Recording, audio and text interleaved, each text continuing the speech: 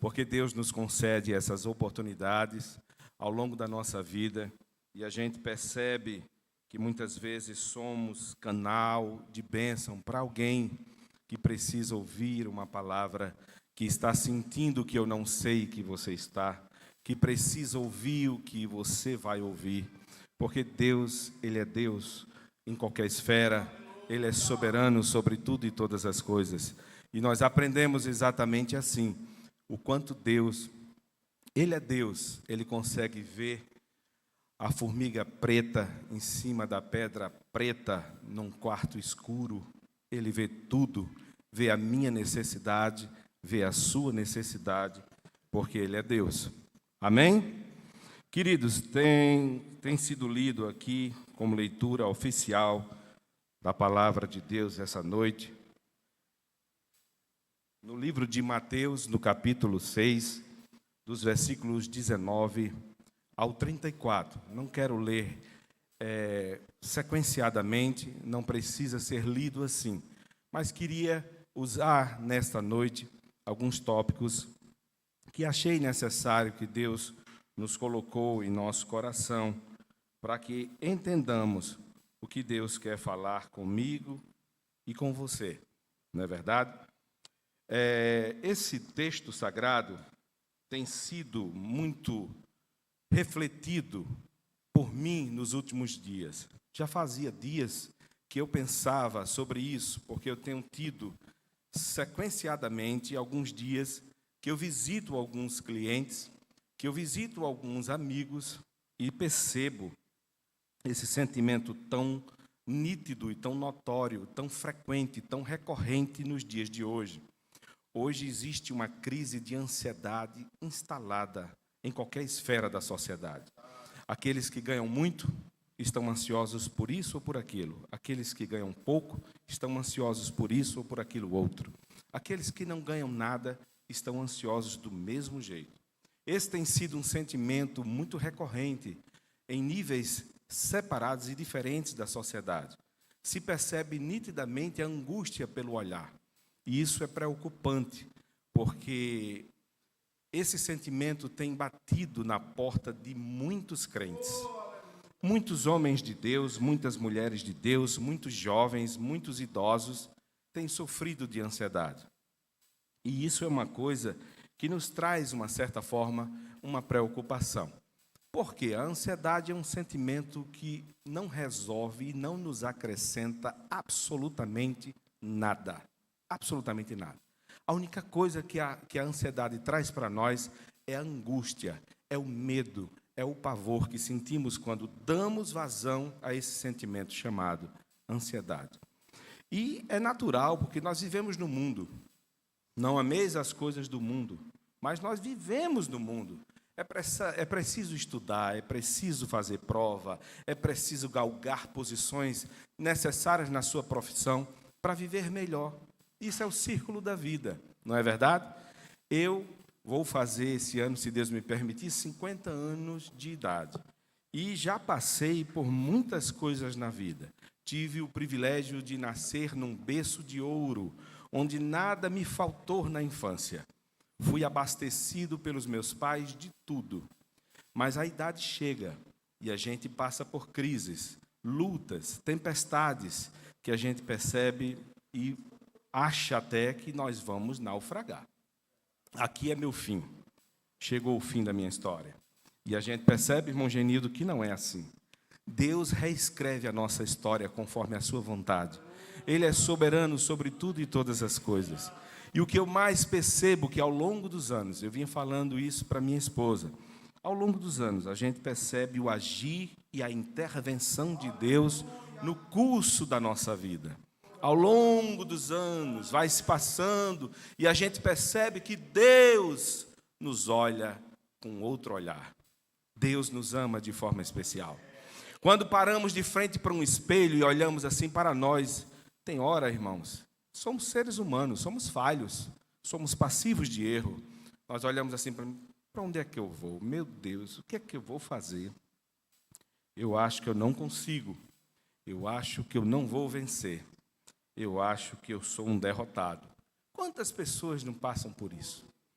Mas esses sentimentos têm se instalado nos dias de hoje em muitos corações cristãos. E eu queria repreender na autoridade do Espírito Santo de Deus, para dizer a você e a mim, porque essa palavra corta para aí e corta para cá. Na medida que eu falo, Deus fala comigo, porque eu entendo que a sua palavra é assim. E o texto sagrado nos traz aqui alguns exemplos. No versículo 1, ele nos diz assim: não ajunteis tesouros na terra, onde a traça e as ferrugem tudo consomem, e onde os ladrões minam e roubam. Eu não estou fazendo apologia para você não ter um transporte, para você não sonhar em comprar um apartamento, para você não sonhar em construir sua casa própria, para você passar a vida toda andando a pé. Não estou dizendo isso. Eu estou dizendo que gaste os teus dias. Gaste os teus dias assim como eu gastei a minha adolescência, a minha vida toda no reino de Deus. E eu pude entender que hoje, pastor Márcio, eu já estou colhendo o que eu plantei. Porque é assim a vida da gente, é assim. A gente planta e acredita, meu Deus, quando é que eu vou colher isso? Não se incomode não, você vai colher. Existem muitas leis que a Bíblia fala. A Bíblia fala e descreve sobre muitas leis. Mas existe uma delas que me chama muita atenção, que é a lei da semeadura. O que você planta, você colhe. E eu quero dizer a você que você não tem como plantar feijão e colher abacaxi. É impossível. Não tem como plantar abacaxi e colher feijão. Você vai colher o que você planta. E na medida da vida, os anos vão passando e a maturidade e a experiência que você vai vivendo com Deus, você percebe que é Deus que cuida de você. A sua capacidade intelectual, o seu lado profissional, de nada serve. Basta um estalar de dedo e a vida muda o curso. Eu estava ontem me organizando para vir para o culto de oração. Estava tudo certo. De repente recebemos uma ligação do meu filho dizendo que a sua esposa estava passando mal, estava com princípio de desmaio e precisava que nós fôssemos até o apartamento dele ficar com as meninas para que ele pudesse prestar o socorro a ela. E eu comecei a entender e a perceber como as coisas mudam, como são diferentes. Nós fazemos planos, nós fazemos metas para estabelecer determinados princípios da nossa vida, mas abaixo da sua vontade soberana, e muda tudo. Não é do jeito que eu quero. Se fosse, estava diferente. Eu penso de um jeito, você pensa de outro. É assim a vida. Então, nesse texto sagrado, eu aprendo muitas lições. E eu aprendi ao longo da vida que servir a Deus não existe nada mais lucrativo do que servir a Deus. Gastar os seus dias, gastar o seu tempo, o seu momento, investir na sua família com o reino de Deus, ter compromisso com a obra do Senhor. Essa obra, irmãos, é feita por mim e por você.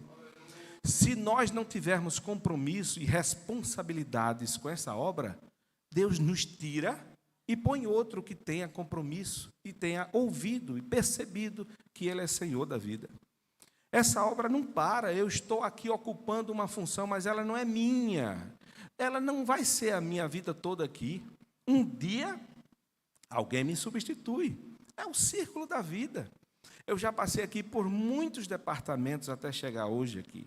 O tempo passa, a gente vê o quanto Deus escreve a nossa história. E a gente percebe exatamente isso, o quanto Ele nos ama. Ele me ama, irmãos. Ele também te ama. Eu não sou mais especial do que você em nada. O seu amor, o seu sangue vertido na cruz do Calvário foi por mim e por você. E é por isso que nós estamos aqui, alegres, contentes, felizes. Mas falando sobre o sentimento de angústia que avassala os corações dos irmãos, que bate à porta, mas ajuntai tesouros no céu, onde nem a traça nem a ferrugem consomem, e onde os ladrões não minam e nem roubam. Irmãos, eu quero aqui dar um exemplo para os irmãos.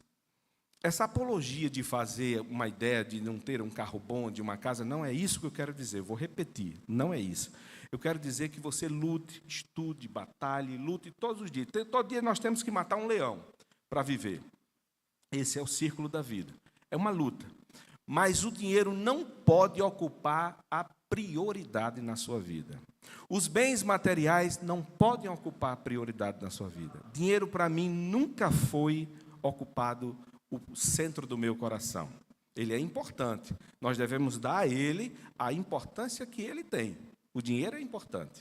A Bíblia descreve em vários textos sagrados como o dinheiro é importante. Mas o que eu quero dizer que muito mais importante é o reino de Deus. Quando você diz assim, eu vou para o círculo de oração, você pensa que está perdendo tempo? É investimento que você está fazendo no reino de Deus. Deus está vendo, Deus tudo vê. Ele vê o seu sacrifício, o seu amor, a sua bondade, o seu compromisso, a sua responsabilidade. Quantos cultos de oração aqui eu fico vendo pessoas com dificuldades de andar, mas vêm para orar, para buscar a Deus, porque precisa, porque tem prazer de estar na presença de Deus. Quantas pessoas e quantos sadios, pessoas gozando de perfeita saúde, não vêm. Deus está vendo, Deus tudo vê. Ele vê a intenção do meu coração e do seu coração. E encontramos nesse texto sagrado o compromisso de entender a sua vontade. Por isso vos digo, não andeis cuidadosos quanto à vossa vida, pelo que haveis de comer ou pelo que haveis de beber, nem quanto ao vosso corpo, pelo que haveis de vestir. Não é a vida mais do que o mantimento, e o corpo mais do que a vestimenta? Esse é um parâmetro que eu queria mostrar para vocês e dizer o seguinte. Ao longo da vida, a gente percebe com a maturidade também e com a intimidade com Deus, pelas lutas e dificuldades que você passa, você percebe que Deus tem interferido na sua vida cotidianamente. Eu não estaria aqui se Deus não tivesse interferido na minha vida. Eu já passei por lutas e dificuldades terríveis, que eu pensei que era meu fim. Mas estou aqui compartilhando com os irmãos daquilo que Deus fez, daquilo que Deus faz, daquilo que Deus pode fazer na sua vida, se você der lugar a Ele. Eu encontro exatamente nesse texto sagrado um estilo de vida simples, como Mateus descreve. Obedecer a Deus, viver a sua vida, trabalhar de dia, lutar, isso é natural, isso é comum. Se você não trabalhar, você é um preguiçoso. Onde vai aí? Não dá, não tem condição, você tem que lutar. É luta mesmo, todo dia, como falei, tem que matar um leão. Porém, a nossa vitória é estabelecida por Deus. Confia ao Senhor as tuas obras, e os teus pensamentos estarão estabelecidos. Provérbios 16:3, ele descreve dessa forma. Até em outros versículos esse texto pode ser reproduzido. E a gente percebe que com o passar do tempo, nós vemos aqui exemplos de pessoas que foram bem antes de nós. Como, por exemplo, eu vou dar um exemplo aqui bem simples para que as pessoas entendam o que eu quero dizer. O que eu quero dizer é que Davi um dia foi ungido rei de Israel. 20 anos se passou para ele sentar ao trono. Ele foi esquecido no curral junto com suas ovelhas. Mas Deus não esqueceu dele. Deus tinha um projeto, tinha um plano na vida de Davi. José foi esquecido no calabouço. Esquecido mesmo. Mas Deus não esqueceu dele. Então, por mais lutas e dificuldades que você passe, vá no calabouço, seja esquecido pela família, pelos amigos que durante longos anos passaram a ser seus amigos e que hoje ele ignora.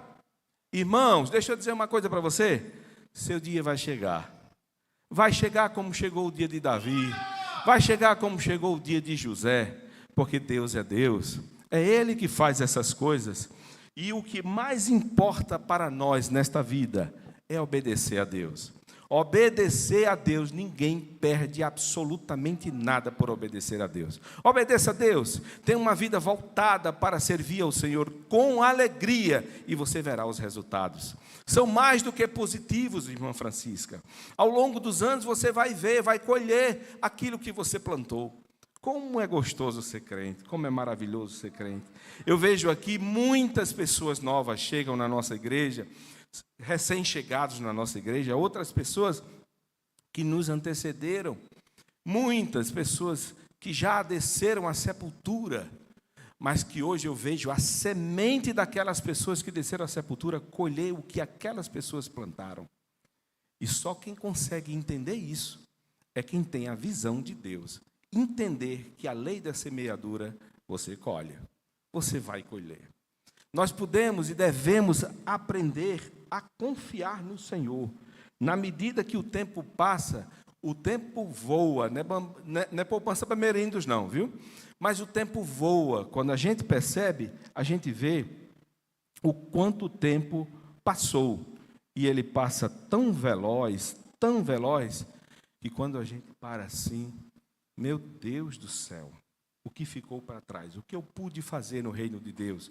O que é que eu posso fazer no reino do Senhor? O que é que eu posso fazer? E nós podíamos, muitas vezes, entregar esse texto sagrado como uma referência para entendermos que podíamos, ao longo do tempo, de uma vida, tem gente que aprende muito fácil, muito rápido, mas tem gente que leva anos para aprender o que Deus quer ensinar. 10, 20, 30, 40 anos e a pessoa estacionou, parou no tempo e não percebe a vontade de Deus na vida dela. E quando eu vejo isso, eu me entristeço, porque eu conheço muitos irmãos que pararam num tempo, deixaram de ouvir a inconfundível voz de Deus, deixaram de entender a palavra do Senhor, mas que possamos, ao longo da nossa vida, entender isso. Eu aprendi a confiar no meu Senhor.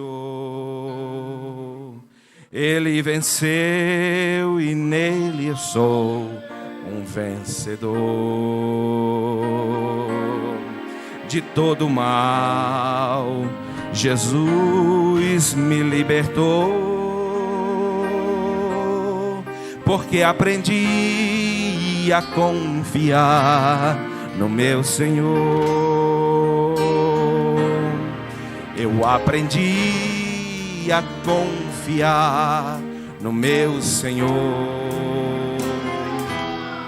Ele venceu e nele eu sou um vencedor. De todo mal, Jesus me libertou, porque aprendi a confiar no meu Senhor.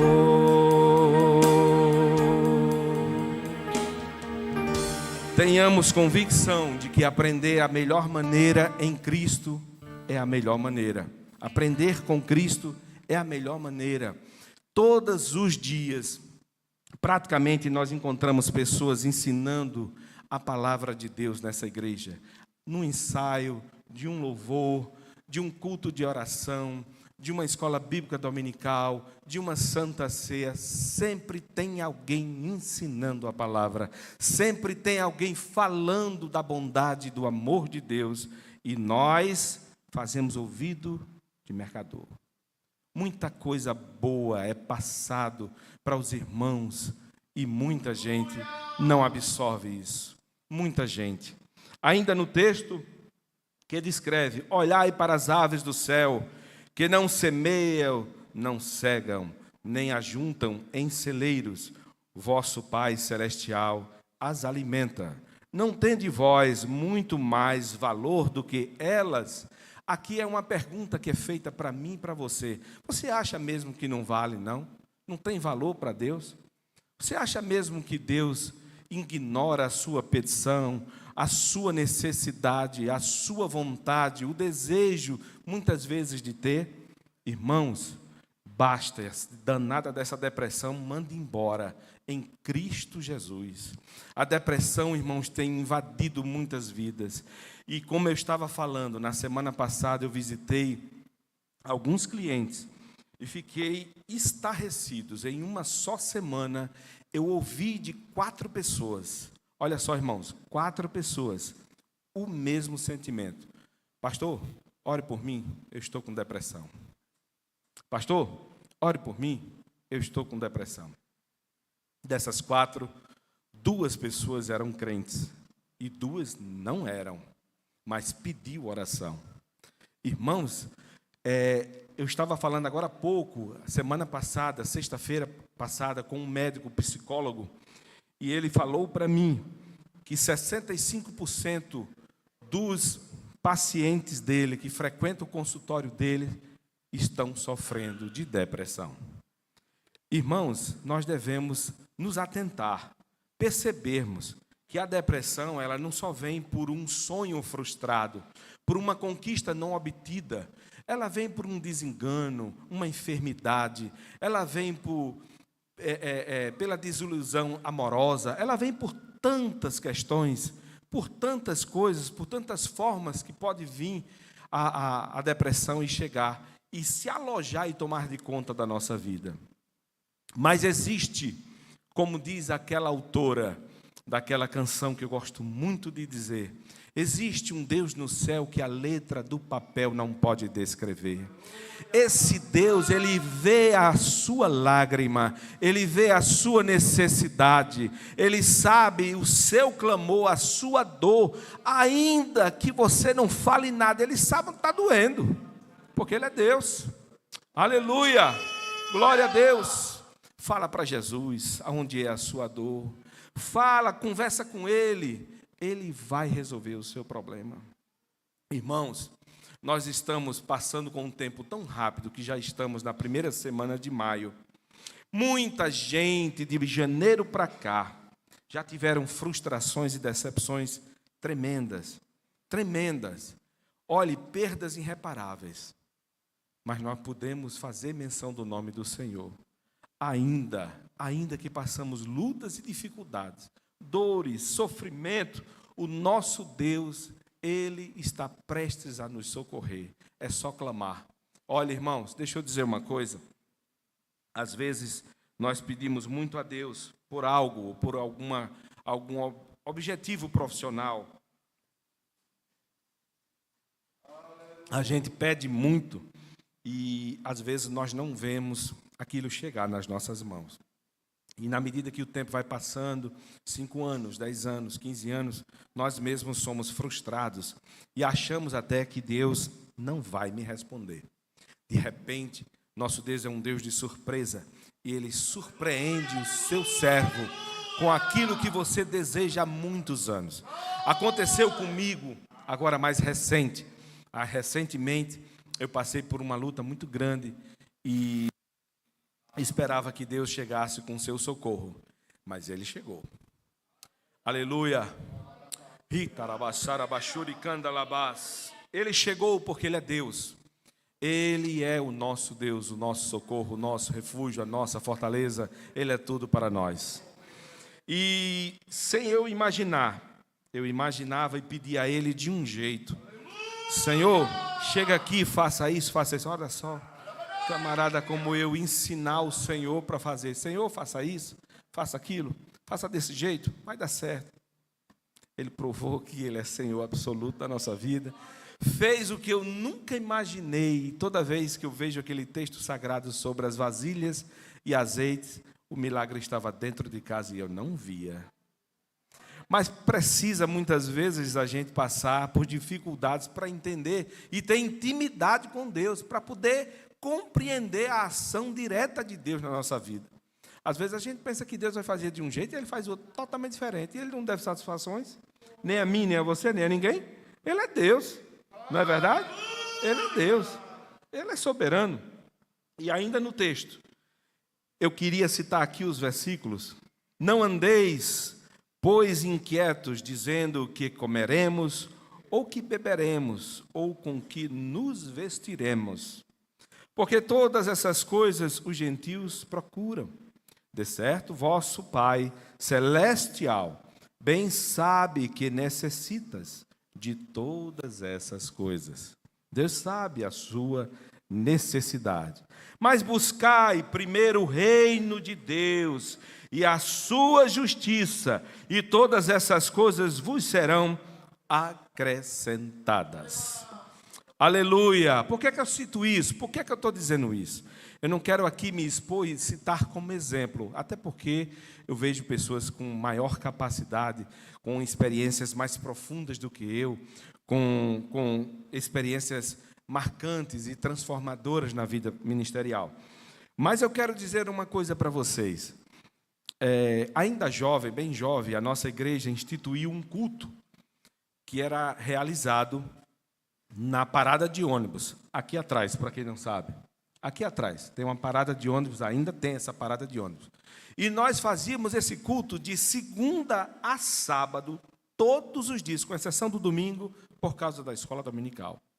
E eu quero dizer uma coisa para vocês. Eu digo isso, irmãos, para a glória de Deus. Quem conhece aqui o Grupo Logos? Grupo Logos, muita gente conhece, né? O pastor Márcio conhece, gosta muito das canções do Grupo Logos. O Grupo Logos gravou 16 discos. Eu tive a oportunidade de cantar todos os hinos do Grupo Logos ao longo dos anos aqui. Repeti as canções, porque eu queria servir a Deus. Quando eu cantei o Grupo Logos, eu digo, e agora? Eu vou para onde? Me lembrei, a harpa. Comecei com a harpa. Essa harpa tem muito hino. Isso aqui eu não termino, não. De fato. Passaram-se os anos e eu cantando aqui, todos os dias. Cantava 2, cantava 3, pregava, falava de Jesus. Enfim, o tempo passou. O tempo passou e quando eu vejo muitos jovens aqui gastar os seus dias, eu acompanho e vejo a nossa juventude envolvida, servindo ao Senhor com alegria. Isso me traz um gozo na alma, uma alegria profunda e que me faz entender que nem todo mundo está fazendo ouvido de mercador. Tem gente dando a atenção a Deus que Ele merece. Toda honra, toda glória e todo louvor seja dado ao Senhor nosso Deus. É importante percebermos isso e entendermos que nós, nesse texto sagrado, estamos sendo convidados a termos uma vida simples, gastar os seus dias, buscar o reino de Deus, fazer aquilo que você tem competência de fazer no reino de Deus. Aquilo que você não sabe, deixa para outro fazer melhor, com maior excelência. Mas aquilo que ninguém quer fazer, você faz. Faça, porque o galardão é certo. Faça, porque Deus está te vendo. Faça, que existe uma recompensa. Faça, porque você foi chamado para fazer a obra de Deus. Você pode cantar, você pode pregar, você pode ser rico, você pode ser pobre, você pode servir a Deus com a mesma fidelidade. O melhor disso tudo é que o Espírito Santo de Deus equilibra e traz para nós a certeza plena de como vale a pena servir a Deus. Não é verdade, irmãos? Como vale a pena servir a Deus. Olha, irmãos, deixa eu dizer uma coisa aqui. Existem muitas pessoas enfermas, aquelas que talvez, pelo seu intelecto, tivesse o desejo ardente de estar aqui na casa do Senhor, mas a enfermidade impossibilitou. Não é verdade? Muitas pessoas enfermas, muitas pessoas. De vez em quando eu e o pastor vamos fazer visita e tem pessoas enfermas e a gente conhece, fala com um, fala com outro, e tem pessoas enfermas mesmo, que são impossibilitadas de chegar aqui.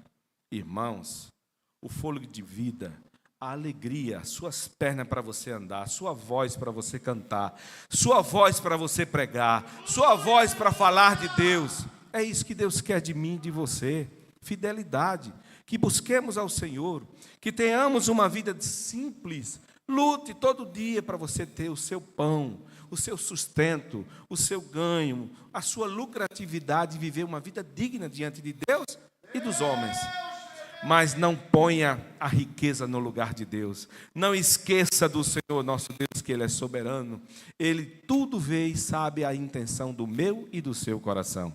Ele sabe o que você quer fazer, por que é que você quer ter, por que é que você quer todos os dias buscando uma coisa que muitas vezes você vai perder Jesus de vista lá na frente. E aí a gente entende que muito mais precioso é a nossa vida devocional, é o nosso intelecto que é usado no reino de Deus, é a vida, é a voz, é o tempo que gastamos no reino de Deus. Aprendamos isso, irmãos. Buscai primeiro o reino de Deus e a sua justiça, e todas essas coisas vos serão acrescentadas. Não vos inquieteis, pois, pelo dia de amanhã, porque o dia de amanhã cuidará de si mesmo. Basta cada dia o seu mal. Deixa eu dizer uma coisa para vocês, que é importante, que as pessoas têm que entender isso. É importante saber. Nós nos preocupamos com os filhos, com o casamento dos filhos, com os netos que aparecem, que nos trazem preocupações novas, e a gente revive aquilo que viveu com os filhos. É o círculo da vida. A vida vai passando e a gente vai vivendo. É assim. Agora, eu vejo o vovô Isaac e a irmã Elilda, né, estão vivendo a experiência de serem avós agora pela primeira vez. Eu já vou com 4, né? Então, é assim. A vida vai passando. Mas vivemos e revivemos cada dia, confiando no Senhor. Eu digo muito isso lá em casa, a Maísa sabe disso, porque ela ouve por várias vezes. Eu confio no Senhor. Eu sei, como disse Jó, que o meu Redentor vive e que por fim se levantará sobre a terra. Ele é Senhor absoluto sobre tudo e todas as coisas. E eu queria, nesse momento, citar aqui o capítulo 16 do livro de Provérbios, que diz assim: do homem são as preparações do coração, mas do Senhor a resposta da boca. Todos os caminhos do homem são limpos aos seus olhos, mas o Senhor pesa os espíritos. Confia ao Senhor as tuas obras, e os teus pensamentos serão estabelecidos. Você sabe o que é confiar no Senhor? Tem noção de quando um texto sagrado se refere assim, confia ao Senhor? É entregar totalmente, sem reservas, saber que Ele vai cuidar melhor do que eu, Ele vai fazer o que eu não posso fazer, Ele vai criar situações para me abençoar. É assim que Deus faz, é assim que Deus age na minha e na sua vida. E eu não podia, de forma alguma, esquecer de mencionar um texto sagrado que encontra-se no livro de Salmos. Tem versões diferentes, irmãos. Livro de Salmo, capítulo 91, versículo 11. Guarda esse versículo para a sua vida. Guarda esse versículo. Quando você estiver aflito ou aflita, Deus vai falar com você. Deus mandará que os anjos dele cuidem de você para protegê-lo aonde quer que você for. Amém? Que o Senhor Deus faça reproduzir vida nesta palavra para a sua vida, que você seja alimentado, que você seja alimentado com esta palavra de esperança de que Deus cuida de mim e cuida de você. Então, podíamos cantar nesse momento. Aleluia, aleluia, aleluia.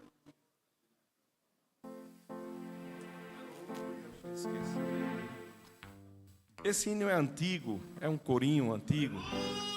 Foi gravado há muitos anos e eu gosto muito dele. Nunca esquecerei. Nunca esquecerei. Eu nunca esquecerei. Eu nunca esquecerei o que Ele fez por mim. Livrou-me da morte, do mundo e do mal. Nunca esquecerei. Vamos ficar em pé. Livrou-me da morte, do mundo e do mal. Nunca esquecerei. Livrou-me da morte, do mundo e do mal. Nunca esquecerei. Eu nunca esquecerei o que Ele fez por mim. Mais uma vez. Nunca esquecerei. Nunca esquecerei. Nunca esquecerei. eu nunca esquecerei o que Ele fez por mim. Livrou-me da morte, do mundo e do mal.